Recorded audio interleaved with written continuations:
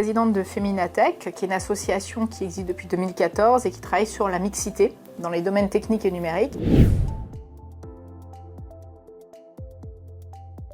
Aujourd'hui, le numérique, on a une vraie communication positive vers un numérique beaucoup plus inclusif, beaucoup plus diversifié, beaucoup plus responsable et mixte.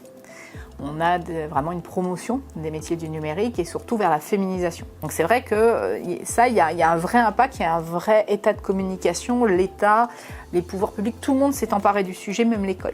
L'école a fini par prendre conscience qu'elle formatait entre guillemets les enfants jeunes en les poussant, suivant que vous étiez une fille ou un garçon, vers certains métiers ou d'autres. Donc là, on a un vrai travail et il est très positif.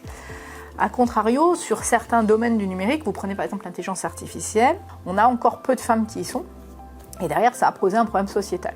Tout bêtement parce qu'aujourd'hui l'intelligence numérique, si elle est programmée par des hommes, elle est programmée par des hommes, pour des hommes, en fonction des hommes.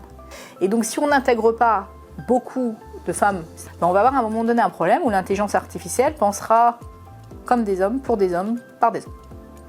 Et la femme ne sera plus forcément intégrée sur ce concept d'intelligence artificielle, et donc derrière, sur le concept de société. Aujourd'hui, quand on dit à des jeunes femmes d'aller vers des domaines comme l'intelligence artificielle, comme la cybersécurité, c'est pas juste parce qu'on trouve ça fun d'être plus de filles dans une réunion, hein. C'est parce qu'il y a un vrai enjeu sociétal derrière. On va dans les collèges, lycées ou même dans les écoles primaires sensibiliser sur la féminisation des métiers, sensibiliser sur même l'entrepreneuriat, sur le potentiel du numérique et sur les possibilités. Alors on fait ça via des conférences, des ateliers, puis on a créé un petit jeu qui s'appelle Skill-E. Ça permet de faire découvrir ça.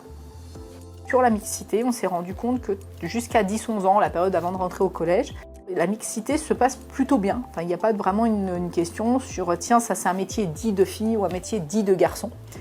Et à partir du collège et début de l'adolescence, etc., là, on commence à avoir ce type de questionnement. Donc on essaye de faire de la sensibilisation tôt et de garder ce fil de sensibilisation tout au long pour ne pas perdre ce fil conducteur. Créer l'aménagement adéquat, montrer que c'est faisable. Donc aider aussi les entreprises qui travaillent, que ce soit dans le digital ou qui se digitalisent, à adopter les bonnes pratiques pour que leurs salariés puissent s'épanouir vers ces métiers et donc que les femmes puissent y aller aussi parce qu'il y a les conditions de travail qui le permettent.